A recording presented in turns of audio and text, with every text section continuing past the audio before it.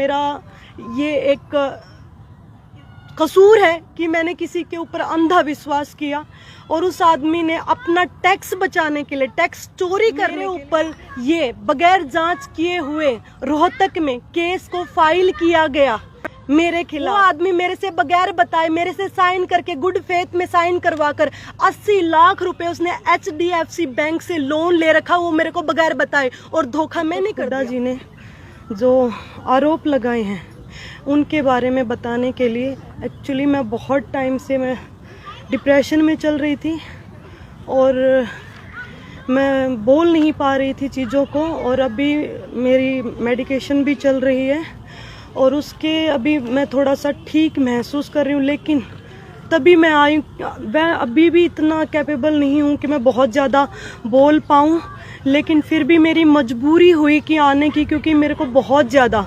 परेशान किया जा रहा है, बहुत ज़्यादा प्रताड़ित किया जा रहा है। मैं आप लोगों को बता दूं कि 2015 से मैं दीपक हुड्डा को जानती हूं। उसने, जब मेरी पहली बार उनसे बात हुई थी तो उन्होंने मेरे को इमोशनली ब्लैकमेल बोल सकते हैं, इमोशनली मेरे को बोला कि मैं बिना माँ बाप का बच्चा हूँ, और मेरी मतलब ऐसे करके एक सॉफ्ट कॉर्नर उसने हमारी फैमिली में और मेरे अंदर बनाया। और मेरी बातचीत उनसे शुरू हुई 2015 में। मैंने जब उस इंसान से बात करना स्टार्ट किया, उस टाइम मैं आपको बता दूं कि आज वो संपत्ति हड़पने के मेरे ऊपर आरोप लगा रहा है। जब 2015 में मैंने बात की थी तो उसके घर में एक टॉयलेट भी नहीं होता था, उसके घर में एक टॉयलेट नहीं होता था, तसले में नहाते थे वो लोग। ऐसे इंसान का मैंने हाथ पकड़ा था। मेरी गलती ये रही कि मैंने उस इंसान का, और उस टाइम मैं वर्ल्ड की मेडलिस्ट, इनकम टैक्स इंस्पेक्टर और एशियन की मेडलिस्ट और बहुत बार नेशनल चैंपियन रह चुकी थी, और उस टाइम दीपक हुड्डा इतना बड़ा चेहरा नहीं था। वो नेशनल खेला था लेकिन नहीं, वो इंटरनेशनल प्लेयर था। अगर मुझे पैसे का लालच होता तो मैं क्या उस इंसान का हाथ पकड़ती उस टाइम? आप लोग बता दीजिए, क्या मैं पकड़ती उस इंसान का हाथ?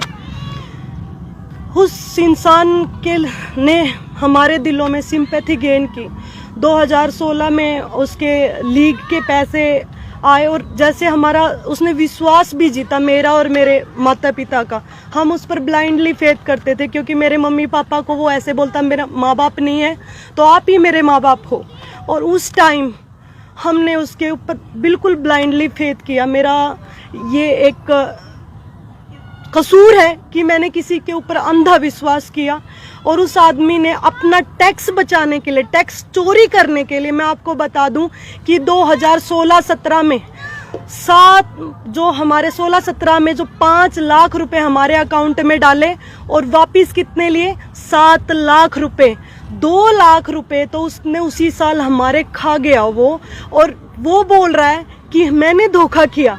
ऐसे ही सारे रिकॉर्ड है मेरे पास, मैंने लिखित में हर साल के सालाना जो रिकॉर्ड किए हुए हैं, और वो आपको मेरे वकील बता देंगे उसके बारे में, क्योंकि मेरी अभी ऐसी स्थिति नहीं है कि मैं सारे आंकड़े याद कर सकूं, क्योंकि 4-5 साल की बात है। लेकिन वो विश्वास था तो लेन देन भी होता था। मैं ये नहीं कह रही कि मेरे अकाउंट में या ये पैसे नहीं आए हैं, बिल्कुल आए हैं, लेकिन उनको हमने वापस भी किया है। वो ट्रांजैक्शन तो उसने नहीं दिखाई, उसने तथ्यों को छुपाया है, और उसने ये भी छुपाया है कि वो इनकम टैक्स की चोरी कर रहा है।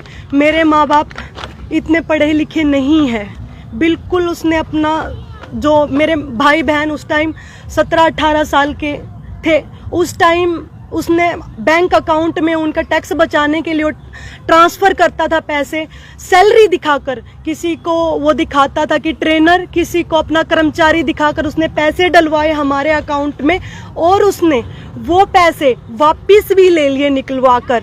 और कुछ पैसे उसने ऑनलाइन जैसे ट्रांजैक्शन कहीं उसके रिश्तेदारों में, कहीं उसमें उसने वो वापिस पैसे लिए हैं, जिसका रिकॉर्ड मेरे पास बैंक खातों में भी है। और फिर वही इंसान हमारे ऊपर इल्जाम लगा रहा है कि हम पैसे उसके खा गए, ऐसा कुछ मेरे पापा के ऊपर और हमारे ऊपर। चूंकि मेरे पापा इतने पढ़े लिखे नहीं थे, ब्लाइंड फेथ करते थे। अब कोई सैलरी डालता है हमारे अकाउंट में, टैक्स तो हमें भी देना पड़ेगा ना सैलरी का।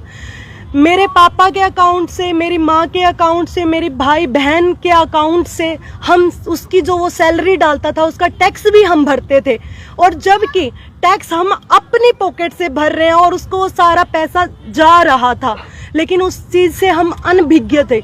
मेरे मम्मी पापा को इस चीज़ की नॉलेज ही नहीं थी कि ये किस चीज़ के क्या चीज़ें हो रही है, क्योंकि उसके ऊपर बिल्कुल ब्लाइंडली फेथ करते थे। तो ये एक मैटर था। दूसरा, वो इल्ज़ाम उसने जो लगाया मेरे ऊपर और मेरे परिवार के ऊपर संपत्ति हड़पने का, मैं उससे ये सवाल करती हूँ, सबको ये लगता होगा कि बहुत बड़ा प्लेयर है, उसके पास अरबों की संपत्ति होगी। मैं आपको बता दूं, जब मैंने उस इंसान का हाथ पकड़ा था तो उसके पास, उनके घर में टॉयलेट तक नहीं था, उसके पास संपत्ति के नाम पर पुश्तैनी कोई भी संपत्ति नहीं थी। एक किला, अपने भैया हरियाणवी भाषा में जो बोलते हैं, एक दौरा भी पूरा को नहीं उसका दौरा है। संपत्ति क्या की खागी मैं उसकी और मेरा परिवार, कोई पूछने वाला हो उस इंसान से।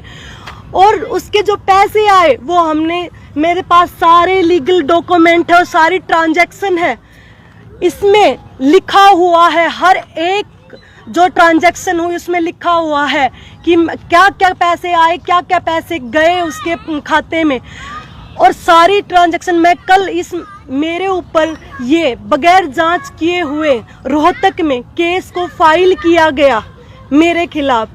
पहले वो मैंने अपना यहाँ 11 तारीख को मैं मिली थी हमारे हिसार एसपी से।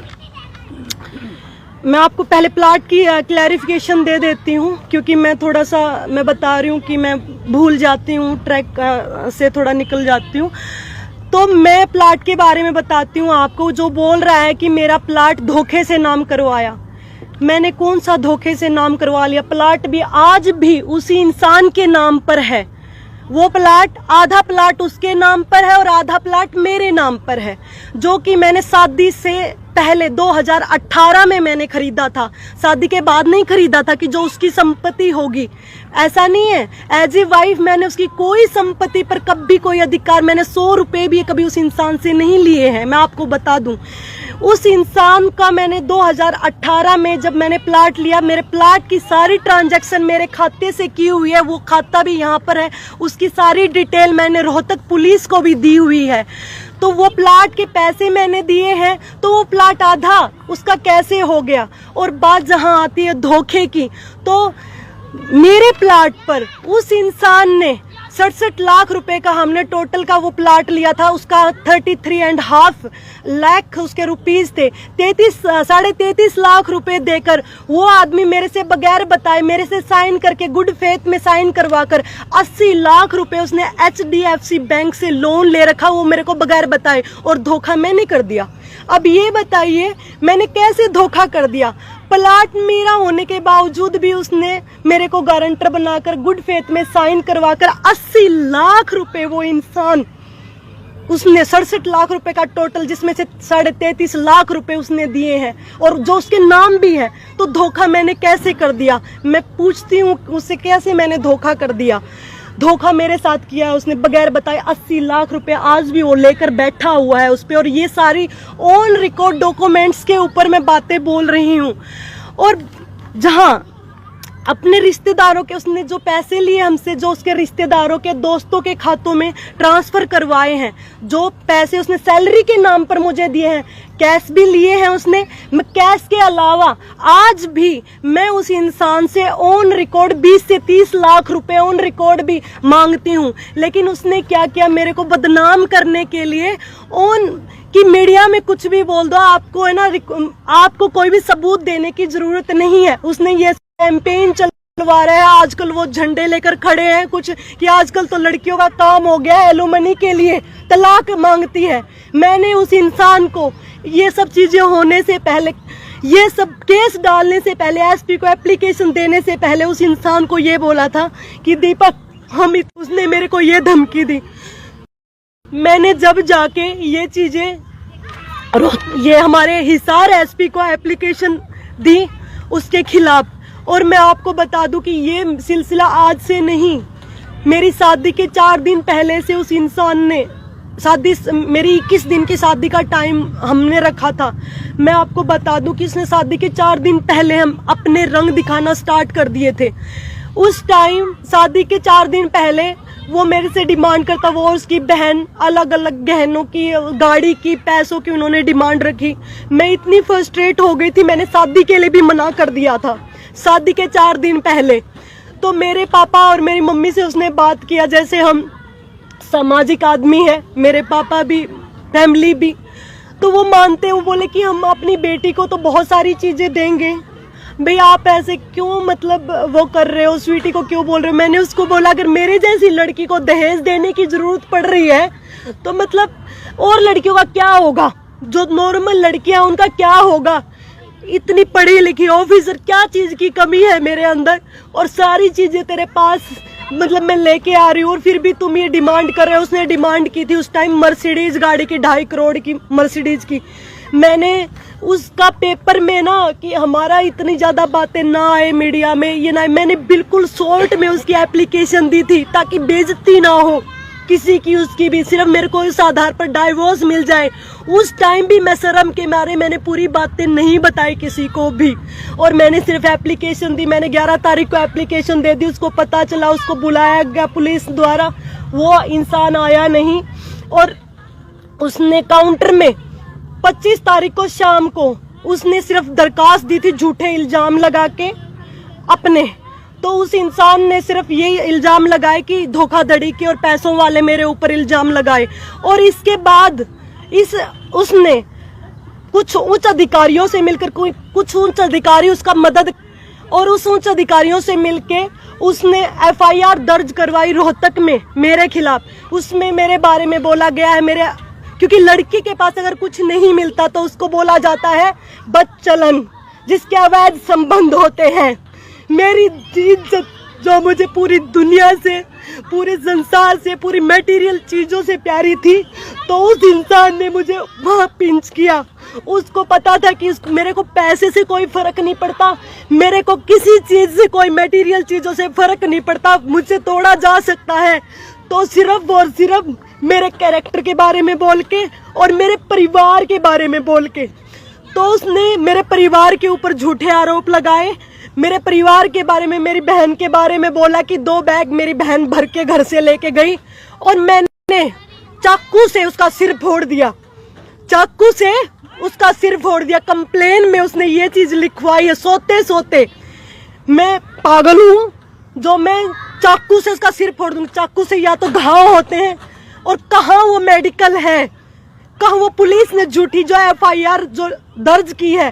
कोई भी अगर किसी से पैसे मांगता है तो रिकवरी सूट के लिए डाला जाता है, लेकिन उसने कुछ नहीं किया। पुलिस ने मेरे खिलाफ FIR दर्ज की, मैं गुनहगार नहीं थी, मैंने सारी ट्रांजैक्शन भी दे दी। फिर भी 2 तारीख को पुलिस ने वो FIR दर्ज की, उसमें जो पहले एप्लीकेशन दी थी उसको चेंज करके, उसमें चीजों को, बहुत चीजों को ऐड करके मेरे परिवार के खिलाफ और मेरे खिलाफ ऐड करके वो चीजें उन्होंने उसमें डाली, और फिर वो FIR बनाई ताकि वो मेरे ऊपर दबाव बना सके, और ताकि मैं आगे जाऊं कि उसको तलाक ना दूं, और मैं पूरी जिंदगी उस घटिया राक्षस से मैं पिटती रहूं। मेरे साथ बहुत ज्यादा उस इंसान ने, वो शादी के 4 दिन पहले जो उसने गाड़ी की डिमांड की थी, उसके बाद मेरे पापा ने मेरे सामने इमोशनल होकर बोला कि बेटा 4 दिन रह गए, कार्ड बट चुके, सारी चीजें हो चुकी, अगर हम अब शादी को तोड़ेंगे तो बदनामी होगी हमारी, जबकि मैंने मना कर दिया था। उसके बावजूद उस इंसान ने दोबारा शादी के लिए मेरे पापा मान के गाड़ी फॉर्च्यूनर देने के लिए, उसको गाड़ी भी दी और सारी चीजें भी दी उसको, मेरे परिवार ने मजबूरन, और फिर भी उसको और उसकी बहन को सब्र नहीं आया। कौन से, मैंने FIR में तो सिर्फ ये लिखवाया है कि उसने गाड़ी एक मांगी।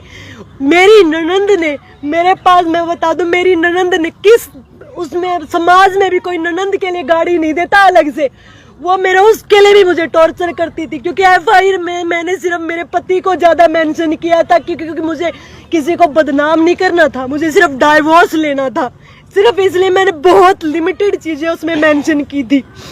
वो मेरे को टॉर्चर करती दिन में। 1.5 महीने मेरी शादी को हो गए थे, 1.5 महीने बाद मैं इतनी परेशान हो चुकी थी, मैं छोड़ के अपना मैं कैंप में चली गई। उसके बाद मैंने उसको ब्लॉक, वो बहुत फोन पर भी टॉर्चर करता था, आके भी टॉर्चर करता था, और आके मैंने उसको ब्लॉक कर दिया। मेरा जब एशियन चैंपियनशिप में खेलने की मेरा जब गोल्ड मेडल आया तो सबसे पहले वो इंसान एयरपोर्ट पर मिला, लेकिन उसको ये पता कि मैं दुनिया के सामने में कुछ नहीं बोल सकती।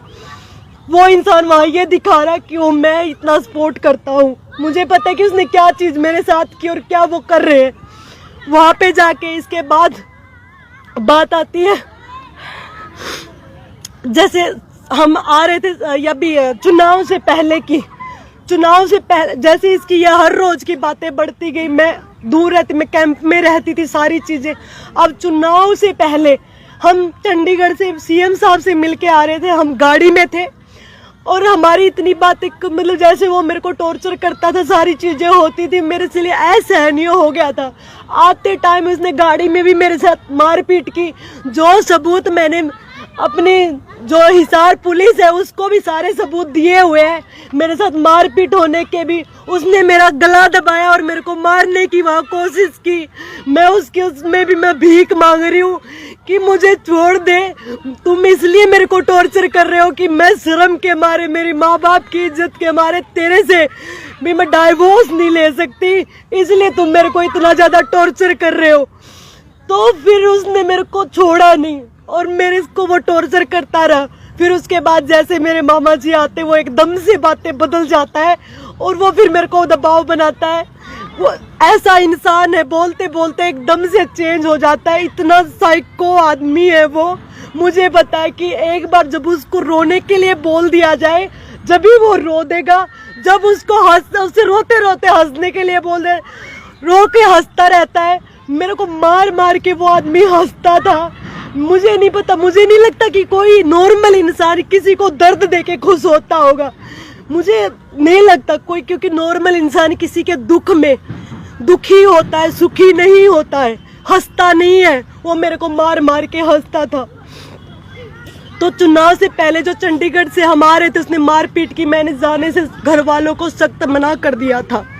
और मैं आपको बता दूं, उससे पहले 2022 में मैंने सुसाइड अटेम्प्ट किया था उस इंसान से, इतनी परेशान होकर, और उसके बावजूद भी फिर भी मैं उस इंसान के साथ रही, क्योंकि मेरे घर वालों का दबाव इतना ज्यादा था मेरे ऊपर कि मेरे घर वाले भी ये बोलते थे, कोई नहीं बेटा बसा ले, कोई नहीं, आदमी सुधर जाते, नहीं वो होगा, कोई बात नहीं बेटा। पंचायतें हुई, हजारों पंचायतें हुई हमारी, और उन पंचायतों में हमेशा मेरे को बोला जाता था कि मैं ना बोलूं, मैं चुप भी रही।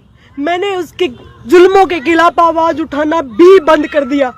मैं बैठकर कोने में मैं माता रानी का नाम लेती रहती ना, तब भी वो इंसान मुझे छोड़ता नहीं था, तब भी मुझे बुरे तरीके से मारता था।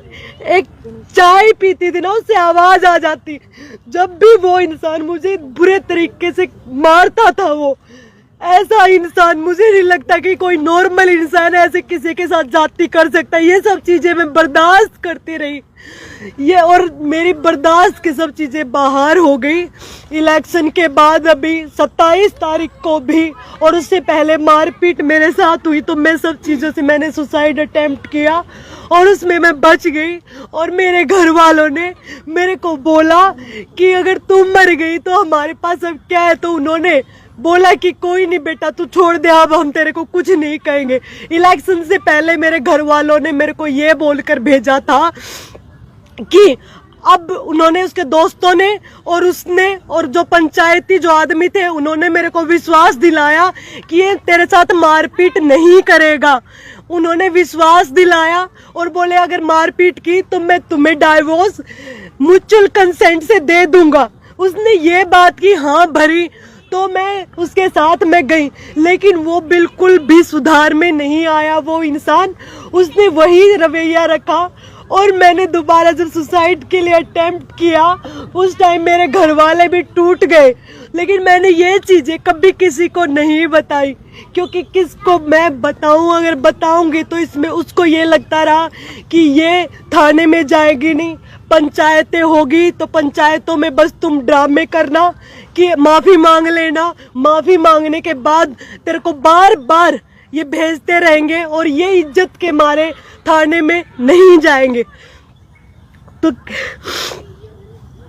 तो उस इंसान ने, उसके लिए मैंने 11 तारीख को हमारे एसपी हिसार को बोला, सर मुझे इस इंसान के साथ नहीं रहना है, मुझे इससे एक फूटी कौड़ी नहीं चाहिए, मुझे चाहिए तो इससे एक तलाक, और जो मेरा सामान है मुझे सिर्फ मेरा सामान चाहिए, मुझे इससे कुछ भी नहीं चाहिए जो मैं लेके गई हूँ।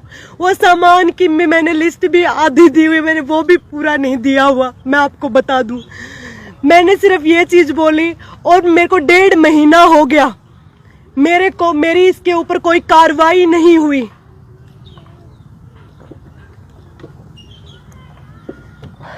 और उसके बावजूद पुलिस ने 15 तारीख को अभी मेरे ऊपर दबाव, मेरे को बताया नहीं कि वहां दीपक हुड्डा आने वाला है। दीपक हुड्डा ने प्लान किया, इसमें कुछ उच्च पुलिस अधिकारी शामिल हैं इस साजिश में। उनके साथ उन्होंने मिलकर मेरे को ये नहीं बताया कि दीपक हुड्डा वहां आया हुआ है। उन्होंने मेरे को डॉक्यूमेंट्स के बहाने वहां पे बुलाया, जबकि मैंने सारी सब चीजें दे चुकी थी मैं। और फिर वहां बुलाकर मैंने उनको ये बताया था कि जब दीपक हुड्डा मेरे सामने आता है, मेरी तबीयत, वो मेरे को बोलता है कुछ, मैं उसकी आवाज़ सुनती हूँ तो मैं इतनी ज़्यादा परेशान हो चुकी हूँ, मैं इतनी डिप्रेशन में हूँ कि मेरे को पैनिक अटैक्स आते हैं। और वो इंसान आया और वहाँ उसने ऐसे ही गंदा गंदा बोलना स्टार्ट किया, और उसने मेरे को एक वीडियो दिखाया फ़ोन में, और वीडियो को देखने के लिए मैं बोला कि दिखाओ कहाँ है वीडियो। मैंने उसके हाथ से सिर्फ फ़ोन लेने के लिए वो किया था, और उसी ने सिर्फ ये बात हुई थी, वहाँ पे पुलिस वाले भी, सब चीज़ें थी, वहाँ का CCTV कैमरा रिकॉर्ड आप निकलवा कर दे सकते हो। वहाँ मेरा पापा और मेरे मामा तो अंदर मौजूद भी नहीं थे, जिनका इन्होंने नाम भी लिखवाया हुआ है इस FIR में। झूठी FIR उसने कटवाई, झूठा मेडिकल जाके करवाए। मैं बोलना चाहूंगी कि क्या हमारे देश में क्या चल रहा है, मेरी जैसी लड़की के साथ वो चीजें कर रहे हैं ये कुछ लोग मिलकर। मैं गुहार लगाना चाहूंगी इस देश के सर्वोपरि हमारे प्रधानमंत्री नरेंद्र मोदी जी से और हमारे CM साहब से कि मेरे साथ इतनी चीजें हो रही है, मैं किसी को ये चीजें नहीं बता पाई। मैं हमारे CM साहब से मिली भी थी, उन्होंने मेरे को बोला था कि 28 तारीख तक मेरा सेशन चल रहा है, मैं बोलूँगा कि ये म्यूचुअल कंसेंट से सारी चीज़ें हो जाए। लेकिन उस इंसान को ये चीज़ें बिल्कुल बर्दाश्त नहीं थी। मैं मजबूर हो गई हूँ अब मीडिया के सामने आने के लिए, क्योंकि वो मेरे को टॉर्चर कर रहा है। मेरे को झूठे केस में मेरे परिवार को फंसाकर घंटों तक थाने में बैठाया जा रहा है। क्योंकि मैं एक इंसाफ पसंद लड़की हूँ, और मैंने इतनी चीज़ें, मेरे डिप्रेशन में होने के बावजूद भी मैं वहाँ पर हॉस्पिटल से मैं थाने में जा रही हूँ, और मेरे से इतनी पूछताछ हो रही है झूठे केस की, जबकि वो FIR ही नहीं होनी चाहिए थी। उनको जांच करनी चाहिए थी कि क्या बात हुई थी। FIR दर्ज होती है और उसमें मेरे को ही टॉर्चर किया जाता है। आज मैं जमानत पर बाहर हूँ, मैं आप लोगों को बता दूं, आज मैं जमानत पर बाहर हूँ। मेरा केस जो 1.5 महीने से है, उसमें जो आरोपी था, जांच पूरी हो चुकी, यानी कि दीपक हुड्डा, वो आज खुलेआम बाहर घूम रहा है। और मैं जो इसका 2 दिन, जिस केस में लोगों को हजारों, मतलब कितने महीनों तक कोई पूछता भी नहीं जिन केसों को, उस केस में मेरे को गिरफ्तार किया गया। समझ सकते हो मैं आज इस मामले में मैं आज जमानत पर हूँ। मेरे साथ क्या कर रहे हैं इसमें मैं अगर मेरे को आने वाले टाइम में अगर कुछ हो जाता है, या मैं मर जाती हूँ, या कोई मेरा एक्सीडेंट या कुछ भी किसी भी उससे, या मेरे को कोई अटैक आ जाता है, मैं मर जाती हूँ, तो मेरी मृत्यु का कारण सिर्फ और सिर्फ दीपक हुड्डा और यहाँ का SP हिसार होगा। क्योंकि मैंने 1.5 महीने पहले SP हिसार को मैंने सारी अपनी चीजें लिखित में मैंने ये बोला था, मुझे कुछ नहीं चाहिए उस इंसान से, मुझे सिर्फ डाइवोर्स चाहिए। लेकिन सभी पुलिस वाले, कुछ उच्च अधिकारी रोहतक के भी और हिसार के भी मिलके मेरे ऊपर दबाव बना रहे हैं कि मैं डिप्रेशन में आऊं, और डिप्रेशन में आके फिर मैं दोबारा से दीपक हुड्डा को मेरे को आमने सामने बिठाया जाए, और फिर मेरे को अटैक आए, और और अभी मैं आपको एक बात और बता दूं कि मेरा केस जिसकी जांच पूरी हो चुकी थी उस केस को ट्रांसफर कर दिया गया है सिविल थाने में। ये बात मुझे आज सुबह अखबार से पता चली, जबकि मेरा केस है। मुझे ये चीज पता होनी चाहिए सबसे पहले कि मेरा केस ट्रांसफर कर दिया गया है। इस बात का मुझे पता चला अखबार से। तो आप सोच सकते हैं कि क्या मिली भगत चल रही है। जिस केस की जांच हो चुकी थी उसको ट्रांसफर कर दिया गया है, और ट्रांसफर करने के साथ में इस केस को लंबा खींचा जा रहा है ताकि मैं दबाव में आऊं और झूठा केस के दबाव में आऊं और मेरे को पैनिक अटैक आए और दीपक को जब आमने सामने दोबारा दीपक को और मेरे को आमने सामने दोबारा बैठाया जाए तो इस तरह के झूठे केस वो और भी मेरे ऊपर फाइल कर सके, जिससे मेरे को और ज्यादा टॉर्चर किया जाए, और ज्यादा प्रेशराइज किया जाए और मैं उसका डाइवोर्स ना दूं। मैं आपको ये पूछना चाहती हूँ, मेरी क्या गलती है? मेरी यही गलती है कि मैं एक लड़की हूँ। मेरी यही गलती है कि मैंने अपने दुख को पूरी दुनिया के आगे नहीं बताया। मेरी यही गलती है कि एक लड़की होके मैं रोते हुए कैमरे पे कभी आई नहीं, और वो लड़का होके ड्रामे करके लोगों के सामने वो ड्रामे कर रहा है और उसको आप ये ऐसे जज करते हो। मैं लड़की होकर अगर आपको रो के नहीं दिखा रही हूँ, अपने दुख नहीं बता रही हूँ, तो इसका मतलब ये नहीं है कि मैं दुखी नहीं हूँ। मैं भी दुखी हूँ। मैं हमेशा सीखा है कि मुझे दुनिया के सामने रोने से मुझे कुछ नहीं मिलने वाला। मुझे दुख होता है तो मैं रोती हूँ, तो मेरी महामाई भगवती के सामने, किसी के सामने नहीं रोती हूँ मैं। और मैंने हमेशा किसी को अपने दुख नहीं बताए। मेरा यही स्वीटी जी, आप अब क्या चाहते क्या हैं आप? बेटा, मेरा गुनाह ये है कि मैंने एक अंधे आदमी के सामने अंधा विश्वास किया। पानी पी के और आराम से जवाब देते, कोई बात नहीं है, नहीं कोई ऐसी बात नहीं है, बता दो जैसे पूछ रहे हैं। नहीं, मेरी गलती बताओ। मैंने उस आदमी के ऊपर अंधा विश्वास किया, यही गलती है। उसने मेरे को बिना माँ बाप का बच्चा बोल के, मैंने सिर्फ उसको जिंदगी में एक ही वर्ड बोला था कि कोई हो ना हो तेरे साथ मैं होंगी, और मैंने उसको वहां से उठाकर यहाँ तक पहुंचने में उसकी सारी मदद की, और वो इंसान मेरे को आज ऐसा सिला दे रहा है। क्या मेरी यही गलती है? तो अब आप क्या चाहते हैं आप? मैं ये चाहती हूँ कि दीपक हुड्डा जो मेरे पति देव है उससे अलग मुझे जल्दी से जल्दी डाइवोर्स दिया जाए। मैं उससे कुछ एक पैसा भी नहीं मांग रही हूँ, मुझे न्याय मिले। मेरी गलती यही है कि मैंने मेरे खिलाफ हुए जुल्मों के खिलाफ आवाज उठाई, और बस मैं उससे मैंने अपने एविडेंस कोर्ट में भी दे दिए हैं। 13 तारीख को मैंने कोर्ट में अपना हाँ मेरे जो डाइवोर्स का केस भी फाइल कर दिया है, और वो इंसान मेरे को प्रेशराइज कर रहा है कि मैं डाइवोर्स ना लूं और इनके खिलाफ ना बोलूं। मैं चाहती हूं कि मेरे खिलाफ जो जुर्म हुआ है उसका बदला, तो क्योंकि मैं स्ट्रांगली कर्मा बिलीवर भगवती महामाई अपने आप ले लेगी, लेकिन मुझे उस राक्षस से छुटकारा चाहिए। मुझे उसे एक पैसा नहीं चाहिए, क्योंकि मैं भिखारी नहीं हूँ।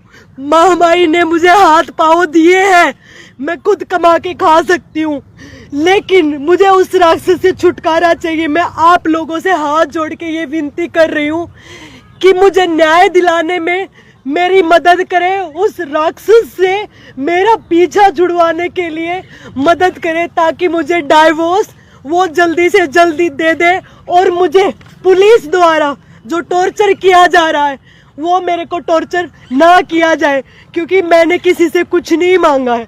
मैंने सिर्फ मांगा है तो एक डाइवोर्स मांगा है, वो भी परेशान होकर।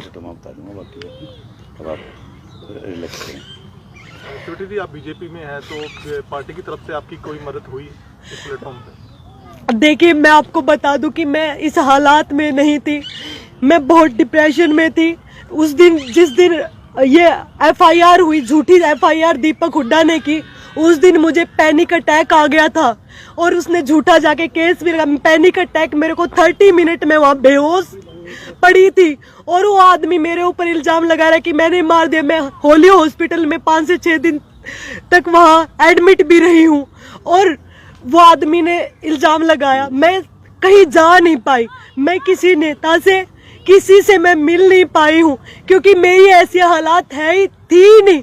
मैं इतने डिप्रेशन में थी कि मैं बोल पाऊँ। मैं अपनी ये बातें मेरे माँ बाप को भी नहीं बोल पाती थी। मैं न बिल्कुल मेरी माँ के कंधे पर, मेरी माँ ने मुझे इतना बुरे हाल में देखा, मैं उनको भी बातें नहीं बता पाती थी। उनको भी मैंने रिकॉर्डिंग के जरिए ही सारी चीजें बताई है। मेरी इतनी बुरी हालात थी। तो मैं सिर्फ एक बार सीएम साहब से मैं मिल के आई थी तो उन्होंने मुझे आश्वासन उस टाइम दिया था, लेकिन अभी तक कुछ हुआ नहीं है। और मैं सबसे बस यही बोलना चाहती हूँ, मैं बहुत ज्यादा डिप्रेशन में हूँ, मेरे ऊपर बहुत ज्यादा दबाव बनाया जा रहा है, मेरी मदद कीजिए। ठीक बस। इसमें सर सभी पत्रकार बंधुओं से, सभी मीडिया से मैं कुछ फैक्ट्स जो हैं इसके बताना चाहता हूँ। सर आपका नाम है? Satveer Singh advocate, Satveer Singh advocate. इनके जो केसेस देखता हूँ इसमें सर ये है कि ये जो सब इन्होंने हालात बताए अकॉर्डिंगली इन्होंने एप्लीकेशन दी। जांच के दौरान 10, 12, 15 दिन की जांच के बाद उन्होंने दीपक को बुलाया, वो नहीं आया और उसके बाद उन्होंने एफआईआर दर्ज की। एफआईआर दर्ज करने के बाद इनके बयान रिकॉर्ड हो गए, इन्होंने सारा रिकॉर्ड भी दे दिया। उसके बावजूद आमने सामने वेरिफिकेशन के लिए इनको बुलाया गया ताकि वो पैनिक अटैक वाली जो पोजीशन आई। अब उसके बारे में मैं कहना चाहता कि जब हमारे पास जो गाड़ी की बात थी, गाड़ी का तो लिखित रिकॉर्ड है, महेंद्र जी के नाम है, इनके पिताजी के नाम है, वो गाड़ी उनके नाम नहीं है फॉर्च्यूनर। और लोन लेकर इन्होंने ये नहीं बता भाई, लोन लेकर, लोन अकाउंट नंबर है मेरे पास, मेरी गाड़ी हमने लोन लेकर ली हुई है। लोन अकाउंट से पैसे ट्रांसफर करवाए, उसकी आज 3 साल की किस्तें भी बकाया हैं। नाम इनके है, गाड़ी इनके नाम है, तो दहेज में दे रखी है। अब इससे ज़्यादा और क्या पुलिस को सबूत की वेरिफिकेशन की जरूरत है? ज्वेलरी की बात थी जो 17 दिन के अलावा, चलो वो जो इनका है इनके पास है, उनका उनके पास है, मैं कोई हम गलत एलिगेशन लगा, लेकिन जो उनको हमने दिया है उसकी सारी ज्वेलरी की रसीद मेरे पास है, AZ पक्की रसीद। ये नहीं कि भाई कोई मैं सुना रही कोई वैसी पर्ची की बात कर रहा हूँ। अब उसके बाद की बात बताता हूँ मैं कि रोहतक में एक एप्लीकेशन लगाई, उसमें ये एलिगेशन लगाए कि ये जो फाइनल ट्रांजैक्शंस, जो ट्रांजैक्शंस का जिक्र किया बैंक ट्रांजैक्शंस का, वो एसपी साहब ने इकोनॉमिक सेल को मार्क कर दिए। इकोनॉमिक सेल में मार्क होने के बाद हमने इन्वेस्टिगेशन वहाँ भी ज्वाइन कर ली, क्योंकि हमने कभी इस बात की ढिलाई नहीं करी कि भाई हमने टाइम दिया जाए। इन्वेस्टिगेशन ज्वाइन करके और पूरे रिकॉर्ड 500 के बैंक खाते, और ये जो ITR आप देख रहे हो ना, ये दीपक की पैन नंबर की हैं, सारी ईयर वाइज हैं जो इन्होंने दिखाई। और वो RTGS के माध्यम से कोई पेमेंट है या बैंक से कोई माध्यम से पेमेंट है, उनके अंदर एक बताइए मुझे कि भाई कौन सी धाराएं लगती है। लेकिन चलो उसने इकोनॉमिक सेल ने ऐसा कुछ नहीं किया, बट क्या हुआ कि उससे कोई धाराएं नहीं बनती थी, तो एक नई प्लानिंग के तहत सब्जी मंडी थाना है रोहतक में, वहाँ एप्लीकेशन दी, उसमें 4-5 एलिगेशन एडिशन कर दिए। एडिशन का मतलब एक तो चोरी का एलिगेशन लगा दिया, पत्नी पे चोरी का एलिगेशन कभी आपने सुना आज तक? उस घर की मालिक है और उसके ऊपर उसका पति चोरी का आरोप क्या लगा रहा है कि उसकी बहन 2 बैग ले आई, बिना इजाजत के आई और 2 बैग भर के लेके, बैगों में क्या सामान है कोई उसका विवरण नहीं है। चाकू मारने की बात कही, उसमें कोई डेट नहीं, कब चाकू मारा गया, कब सिर फोड़ा गया। अब मेडिकल एविडेंस तो कोई है नहीं। अब यहाँ मेडिकल एविडेंस के बगैर ही सीधी ये बयान देने गई है, पुलिस इंटरप्ट नहीं कर पा रही उसको कि भाई आप क्यों बोल रहे हो। मैं अगर आपके सामने मुताबिक हो रहा हूँ तो आप कम से कम दूसरा आदमी बोलेगा तो वो बात नहीं क्लियर हो पाएगी। वो आदमी एलिगेशन लगाने के लिए उसको ये पता है कि किसी से जाके उसमें जाती, क्योंकि अब ये तो साइन कर रही है, उसने यूँ उसमें दिखाई दे रहा है। मैं because I was there, statement में करवा रहा था वहाँ, तो उनको बताया गया कि ये बात है, भाई इनको पैनिक अटैक आता है मैडम, वो उनको नहीं रोक पाई। और मीनवाइल इन्होंने जैसे उसने कोई वीडियो दिखाने की कोशिश की, पता नहीं, मैंने कहा भी अगर आपके पास सर ये गंदी है, आपने ये इल्ज़ाम लगाया ना कि भाई ये इलिसिट रिलेशंस में है, तो अब तलाक ले लो। हमने तलाक फाइल कर दिया, बयान दो, ले लो। आप अगर ऐसी गंदी लड़की है तो आप उसके साथ क्यों रहना चाहते हो, क्यों घर बसाना चाहते हो? बट कोई उस पर बात नहीं हुई और वो उसमें देखा फिर इनको अटैक आ गया। बुरी आधे घंटे तक पुलिस वाले जो है ना, उसके पास किसी भी उसने जो इल्जाम लगाए हैं उसका किसी चीज का उसके पास कोई सबूत नहीं है। मारने पीटने का जो उसने चाकू से कोई किसी का सिर फोड़ेगा क्या? चाकू से तो घाव होते हैं, नहीं उसके पास मेडिकल एविडेंस है। और जो उसने मेरे ऊपर जो इल्जाम लगा रहा है उसका कोई भी उसके पास किसी भी चीज का जो उसने एफआईआर में दर्ज करवाया उसके पास कोई भी एविडेंस नहीं है। तक मेंशन नहीं और फिर भी उसकी एफआईआर दर्ज हुई, फिर भी उसकी एफआईआर दर्ज हुई। बिकॉज ऑफ दैट मैं बीच में बात इंटरप्ट हो जाएगी। क्यों मैं लीगल बात बता रहा हूँ आपको, क्यों उन्होंने एफआईआर दर्ज का क्या बहाना बनाया।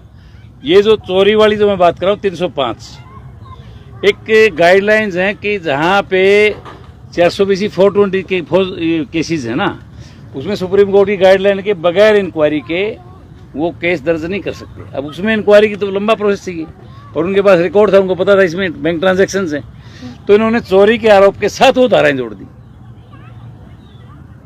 और उसके साथ साथ 506 भी लगा दी। तो कहने का मतलब मेरा ये हुआ कि देखो कितनी वाइजली काम हो रहा है। और इनकी गाड़ी के पक्के सबूत में आप लोग देखना चाहें, प्लॉट के देखना है, प्लॉट की बात देख लीजिए।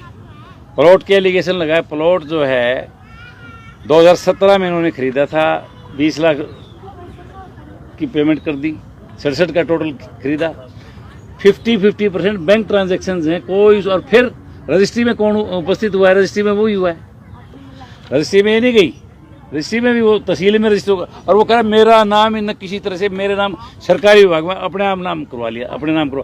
कैसे हो सकता है? आप साहब जानते हैं कि गवर्नमेंट में रजिस्ट्री हो सकती है ऐसे, या हुडा में कोई जाके, मैं भी इतनी साल रहा हूँ हुडा में, कोई ये कह सकता है कि हुडा में बगैर पेमेंट दिए, बगैर कोई डॉक्यूमेंट्स दिए, बगैर कोई टीपी के, बगैर हियरिंग के प्लॉट किसी का नाम हो जाएगा? और वो भी आधा पॉसिबल, और वो भी आधा। और फिर उसी प्लॉट पे कहाँ से लोन लिया उसने? पानीपत से। और एड्रेस कहाँ का दिया? जयपुर का। ये है मेरे पास लोन अकाउंट से 79 लाख उनके अकेले, एक तो ज्वाइंट अकाउंट में जाते, ज्वाइंट अकाउंट में नहीं गए, उनके अकाउंट में गए। अब ठग लिया हमने प्लाट को।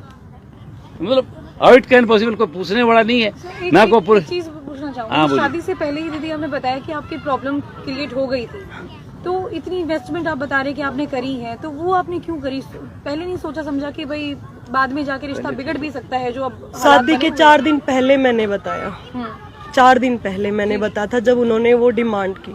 बट वो अपने सामाजिक में मैंने बताया आपको, लड़कियों को हमेशा ये बोलते कि कोई बात नहीं, देना है हमें, ये सारी चीजें करना है, कोई बात नहीं, कर देंगे क्या पैसे, क्योंकि मेरी फैमिली के लिए और मेरे लिए पैसे मायने नहीं रखते, रिश्ते मायने रखते हैं। खुश हो जाएगा तो कोई बात नहीं, हम दे देते हैं, ये कोई चीजें नहीं है, पैसे कोई मायने नहीं रखते अगर इंसान खुश हो तो। समझ गया। 2015 से आप जानते हो 2022 में आपने शादी करी, क्या इन बिटवीन 2015 टू 2022 कभी आपके बीच में कोई लड़ाई झगड़ा, क्योंकि आप तो एक इवेंट में मिले थे, चीफ गेस्ट? मैं आपको बता दूं, देखो छोटे मोटे लड़ाई झगड़े सब में होते हैं जी, ऐसा नहीं कि कभी नहीं हुए, मैं आपको ये नहीं बोलूं, लेकिन वो लड़ाई झगड़े इतने ज्यादा नहीं थे कि मारपीट हो, क्योंकि कोई भी बात करता छोटा मोटा तो सब चीजों में होता है, लेकिन ऐसा नहीं था कि मारपीट।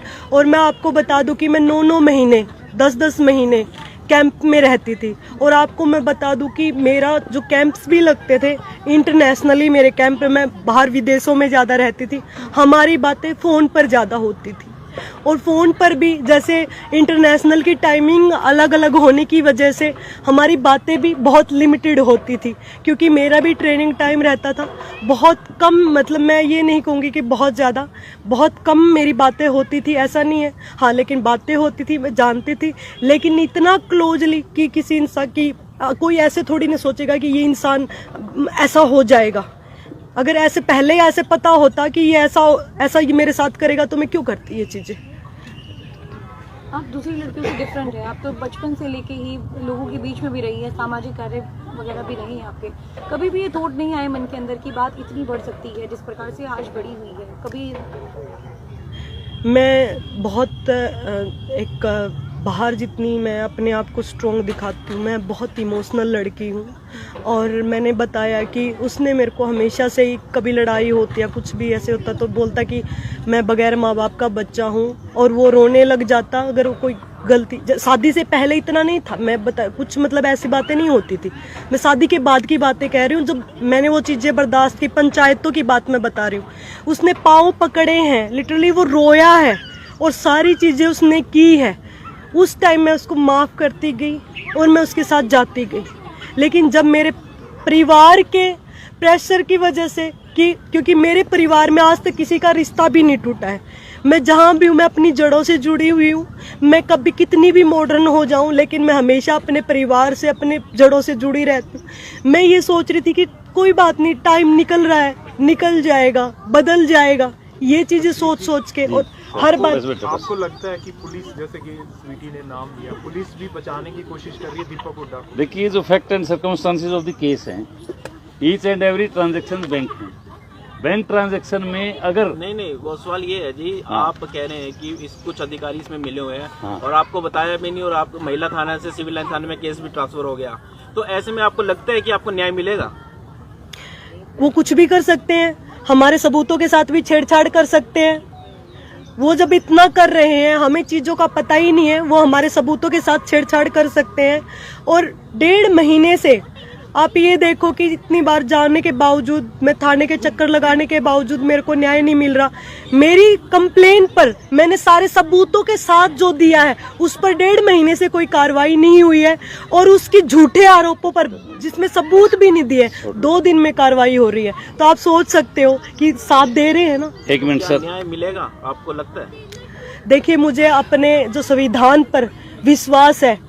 कुछ भ्रष्ट लोग होने से या कुछ लोगों के ऐसा होने से जरूरी नहीं है कि पूरे देश की पुलिस खराब है, पूरे देश का संविधान खराब है। मुझे पूरा विश्वास है हमारे देश के संविधान के ऊपर और हमारी सरकार के ऊपर। इसमें सर जो आपने बात कही कि बड़ी क्लियर फाइंडिंग्स हैं कि जहां लोन के ऊपर गाड़ी लेके दी गई हो और वहां आपको वेरिफिकेशन की जरूरत है, आपके डॉक्यूमेंट हैं, बैंक के डॉक्यूमेंट हैं, और जो 11,69,000 रुपये महेंद्र जी ने अपने बैंक खाते से कराए हैं। 2 चीज़ें, गाड़ी 42.5 लाख रुपए में, 42.5 लाख रुपए की ट्रांजैक्शन हमने पुलिस को दे दी, और वो भी ऑनलाइन। और मेरा सीधा सवाल यही है कि पुलिस बचाने की कोशिश कर रही है। देखिए, पुलिस की जो नीयत है, मुझे उससे शक होता है इस बात से कि भाई इनकी तो एक पैनिक अटैक के बावजूद उसने उसी टाइम एसपी को फ़ोन किया, एसपी ने मेरे सामने ही वहाँ जो है एसएचओ को कह दिया कि ये लेके, और उसके बावजूद इन पे शाम को रात में, यानी कोई बात नहीं हुई, कोई घटना नहीं हुई, कोई मारपीट नहीं हुई वहाँ। ये जो 2 लोग और बीच में किए, ये तो थे भी नहीं। और वीडियो में क्लियर, जब ज़्यादा बात, जब इसको पैनिक अटैक आया, मसलने आया, तो लोग भाग के आएंगे ना। तो सबमिट करवाई गई है ना, जी? सीसीटीवी फुटेज दीपक हुड्डा ने फिर submit वही करवाई बोल रहे हैं ना। मैं भी वही बात बता रहा हूँ कि सीसीटीवी जो उसमें पैनिक अटैक दिखाई दे रहा है, हाँ। और उसके बाद तो पैनिक अटैक पे सरेआम दिखाई दे रहा है, और आधे घंटे में पुलिस मशक्कत, और हम लोग जो है ना इसके हाथ पांव में सड़ते, इसको पसीना आ रहा है, पानी पिलाते। हमें तो ये था कि पता नहीं क्या होगा। और एसएचओ ने मेरा खुद कहा कि जी मैं तो लाइफ में एक आमने सामने वाली सबसे बड़ी गलती मैं तो ये चाहती थी कि इनका कोई समझौता हो जाए। मैंने कहा जी बता तो दिया था आपको, भाई ये पोजीशन है। जो आदमी एलिगेशन आपके सामने लगा रहा है और वो उस लेडीज के साथ रहना चाहता है, घर बसाना चाहता है, आप बताइए, आप इस बात को मानेंगे? इस बात तो क्या मामले की क्या किसी और जिले के उच्च अधिकारी से जांच की मांग करते हैं? हाँ, हम आईजी साहब से कल रोहतक से मिलेंगे, कल मिलेंगे, कल आईजी रोहतक से मिलेंगे, और ये फैक्ट एंड फाइंडिंग हम वैसे तो जब एक इंक्वायरी दे दी उनको, तो वो इंक्वायरी तो हुई नहीं कंक्लूड, उससे पहले एफआईआर भी कर दी, क्योंकि धारा 305 लगा दी, उस वाली चोरी की लगा दी। चोरी में भी ये नहीं बताया कि क्या चोरी हुई, ना ये बताया कि चोरी में सामान क्या था, किस तारीख को हुई, और सीसीटीवी लग रहे हैं वहाँ, और ये मौजूद है वहाँ। तो हिसार के मामले का क्या रहेगा? हिसार के मामले में देखो, हम गवर्नमेंट से करेंगे कुछ नहीं अब 28 सेशन तक। तो हम देखो, सीएम साहब ने कहा है कि भाई वो बिजी हैं, तो टाइम लेके जाएंगे, बताएंगे, नहीं तो उसके बाद फिर कोई न्याय की। इनसे बड़े भी अधिकारी होंगे हिसार में, क्या उनसे नहीं मिलोगे? नहीं, मिल आईजी चुके ना से हम। मिल देंगे। सुनो आप, अभी हमें पता नहीं था, और ये डिप्रेशन में थी, और डिप्रेशन में होने के बावजूद हम किस अफसर से मिलेंगे जब हमारी मेंटल स्थिति ही नहीं है कि किससे क्या बताएंगे हम। ये एडमिट थी 4 दिन, तो छुट्टी होने के बाद में इनको अरेस्ट भी कर लिया उसी मैटर में। 323 के मैटर आप सब जानते हो, हजारों केस थानों में पड़े हैं। और एक इंटरनेशनल प्लेयर जिसने गोल्ड में मतलब भीम अवार्ड मिला, अर्जुन अवार्ड मिला, उसको अगले दिन गिरफ्तार कर लिया जाता है। तो सीसीटीवी फुटेज तो फिर आपको यहाँ पे प्रोवाइड करवानी चाहिए थी मीडिया। मैडम हमने अप्लाई कर सकते हैं, वो पुलिस ना दे तो हम क्या कर सकते हैं, वो बियॉन्ड कंट्रोल है। बियॉन्ड कंट्रोल आप भी कर सकते हो कि दिखाइए एसएसपी साहब, उनसे प्रश्न कर सकते हो जी। कि दिखाइए। कोर्ट के थ्रू तो ले सकते हैं आप एप्लीकेशन। नहीं, कोर्ट के थ्रू तो लगा दी ना हमने। अब देखो सब कोर्ट में संडे सैटरडे होता है, कभी आज डेट लगी, कभी वो कल डेट लगी, वो चीजें होंगी, बट वो टाइम तो लेंगे ना, इट विल टेक टाइम। जब देश की बेटी दीपक गोल्ड मेडल जीत कर लेके आपके पास कुछ वीडियो या कुछ इस तरह का है? हाँ, वीडियो दिया है, वो है, वीडियो वो भी दिया, हमने- ट्रांसक्रिप्ट भी दी है, वो उसमें दिया हुआ है, हमने थाने में पुलिस को दिया दे हुआ, रखा है। पुलिस को दिया हुआ, वो सारी चीजें हमने दी हुई है। इसीलिए तो हम बोल रहे हैं, मेरे को जो मेरे पास मार पिटाई जो की गई है उसके, और जो मेरे साथ जो गंदा जो मेरे को बोलता है, मेरे को टॉर्चर करता है, मेरे को मारता है, उसका मैंने सारे सबूत मैंने पुलिस को दिए हैं। उसके बावजूद भी उस पे कोई कार्रवाई नहीं हुई। ये चीजें चल अब रही आप है। देखिए रिटर्न में ये मेरे पास है लोन की स्टेटमेंट, लोन पे गाड़ी ली, लोन की किस्तें हम भर रहे हैं, गाड़ी हमारे नाम है, चलो आप दहेज में ना मानो, सुनो आप मेरी बात, वो गाड़ी उसके कब्जे में महेंद्र जी के नाम है, वो गाड़ी किसकी है? और पुलिस हमसे सबूत देने के बाद फिर वेरिफिकेशन करिए आमने सामने बिठा के, आप इससे ज्यादा अंदाजा क्या लगा सकते हो? मतलब कोई बात, और मुख्यमंत्री से मिलेंगे आप? हाँ उसके बाद मिलेंगे जी, मिलेंगे। लेकिन उससे पहले उसने मेरे को इतना मजबूर कर दिया है, घर पे पुलिस आ रही है, और इसीलिए प्रेस मतलब ये कॉन्फ्रेंस बुलानी चीजें पड़ी है। उसने सारे मुझे, क्योंकि मेरे ऊपर बहुत ज्यादा प्रेशर है। क्या पता मुझे कल को मेरा को कुछ हो जाए और मेरा वो कोई मतलब मेरे को मार डाले या मेरे को कुछ हो जाए, तो इसकी वजह से मैंने ये, क्योंकि उसने मेरे को जब मैंने डाइवोर्स मांगा था, उसने मेरे को ये बोला था कि मैं तेरे को डाइवोर्स नहीं दूंगा, मैं तेरे को मार डालूंगा। और ये बात वो कर भी रहा है, मेरे को टॉर्चर कर रहा है मेंटली। उसको ये पता है कि मेरे को पैनिक अटैक्स आ रहे हैं, मेरे साथ ये चीजें हो रही है, कहीं कल को मेरे को अटैक में मैं कहीं मेरे को इतना ज्यादा हो जाए कि मैं मर जाऊं। तो इसलिए कि ताकि लोगों को भी पता चले कि हाँ ये चीजें हुई थी, क्योंकि कल क्या पता उस सबके साथ मिलकर सबूतों को भी इधर उधर कर दे। इस विषय को लेकर आज प्रेस कॉन्फ्रेंस बुलाई गई। सबसे पहले आप थोड़ी तेज सबको मेरा नमस्कार, जय माता दी आप सबको।